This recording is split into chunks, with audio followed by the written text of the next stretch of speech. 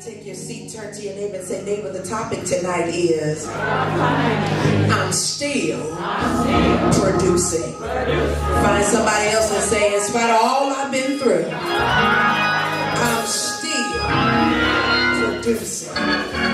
I need to preference this by saying that excitement is good, zeal is good, expectation is good, but expectation is nothing without action. If you expect God to move, but there is no action, you are just wasting mind space. It is possible to dance on it and it don't change right when you dance on it. It takes a mature Christian to know that I can dance on something and say it's going to change right now, but I've been through enough hell in my life over my Christian journey to know that sometimes it just don't change right when you put that dance in. Attacks are in the temporal realm. Attacks are what happens and what the enemy does in the realm of the earth, the realm that we can see. And an attack is nothing more than an indication. What is it an indication of, Lady Leah? It is an indication that the devil is severely intimidated by your progress. And so the enemy diverts your attention to the attacks that he places in your life so that he can get your attention off of your assignment. And see, don't worry this year about the attacks of the enemy because your shepherd has already declared in the house that this is the year of go get it. So in other words, he's saying that this is the year of progression for Calvary. And so if you're breathing under this house, you ain't got no choice but to progress. And we live in a day where everybody want to be anointed. Everybody want to be important. Everybody want to be a minister. Everybody want to be an elder. Everybody want to be an evangelist. Everybody want to be a prophet. Everybody want to do this and that. But do you realize the price that you have to pay to walk in what you say you want to walk in? Ain't nobody talking to me tonight. You want the oil, but you don't want God to crush you to get the oil out of you. Let me tell you this. In this year, God is going to allow a lot of folk to work even though he has fired them. And just because you have a title don't mean you got the oil. I said just because you got the title, boo, don't mean you got an assignment. So don't worry about a title in this season, but more so you should be worried about whether or not I got the oil. And the only way you can get the oil is if you're able to stand being crushed. If you're able to stand being hurt. If you're able to stand being ridiculed. Would you find somebody and tell them, if only you knew what I went through for this oil. If only you knew. If I had an hour to just tell you the hell I went through to get this oil. In this hour, you got to be able to stand being taken through some unfair events. Because when God takes you through some unfair stuff, some stuff that you know ain't fair, it don't even look fair. It look crazy. It look like you the underdog. But sometimes God got to take you through something where you look like the underdog because it teaches you the personality of God. And the personality of God is that God ain't trying to be fair. All God trying to do is get glory. We don't serve a God of fairness. We serve a God of glory. So sometimes he will drag your butt through some stuff that'll make you cry, and he will watch you cry and not take you out of the storm, but he'll keep you in the storm because he's trying to teach you something. In this year of 2013, the ones who are going to be productive, the ones who are going to be progressive are the ones who can get dropped and still produce.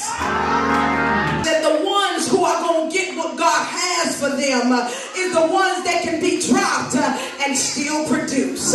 Understand this, everybody that drops you is not a demonic attack from the enemy, but sometimes somebody dropping you is the intentional hand of God escorting life. Because if it was up to you, you would keep that Negro in your life.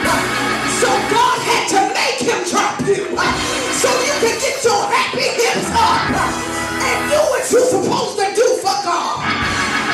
Tell somebody they had to drop you.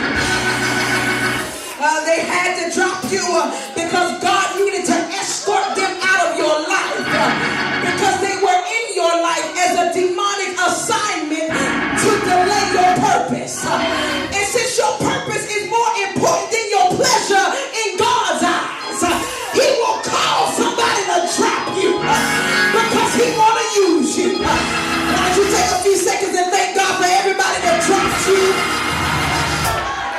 God. He put you in some stuff to make sure you can do a quick salvation check on yourself. Some stuff is a salvation check. God said, I'm more concerned about your purpose than I am about your pleasure. I ain't trying to please you. I'm trying to get you to look towards your purpose and operate in it. Verse 31 says, when the Lord saw that Leah was hated, why is it that we want to point out and let everybody know that we've been done wrong? But God is saying, if you just shut your mouth for a minute and realize that I see the hate, I see the Negroes that are doing you wrong, I see what's going on. So if you just shut your mouth and realize that I'm using this situation to bless you. Verse 32 says that she gave birth to Reuben in her affliction.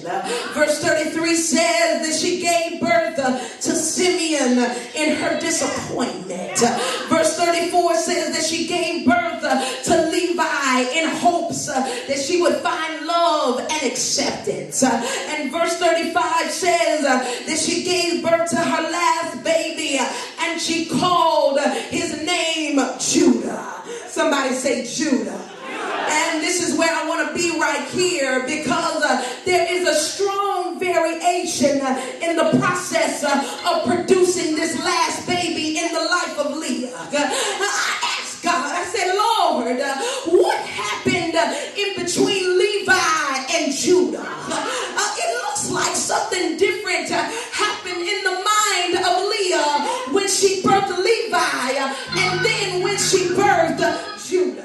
If you will allow me to suggest that the difference that happened when she birthed Levi and when she birthed Judah was that Leah changed her perspective. Because perspective is not only the understanding of why God said what he said had to happen in your life, but it goes further, and perspective helps you to understand why God did what he did in your life. And I didn't just Google you to find out who you were, Lord, but I went through the fire and the flood and I learned about you. I learned who you were in my life. And after having been dropped, and after having been damaged, and after having been disappointed, I can praise God because I understand why he did it all. I understand why they lied on me.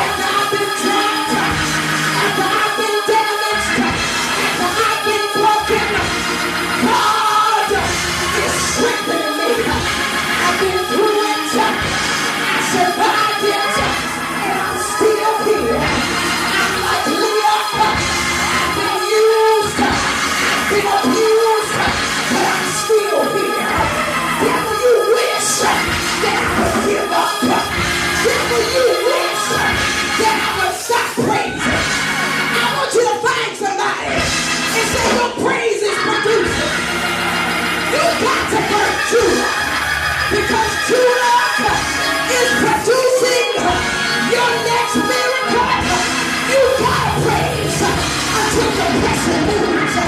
You've got to praise until death moves. You've got to praise until sickness moves. You've got to praise until fear moves. You've got to praise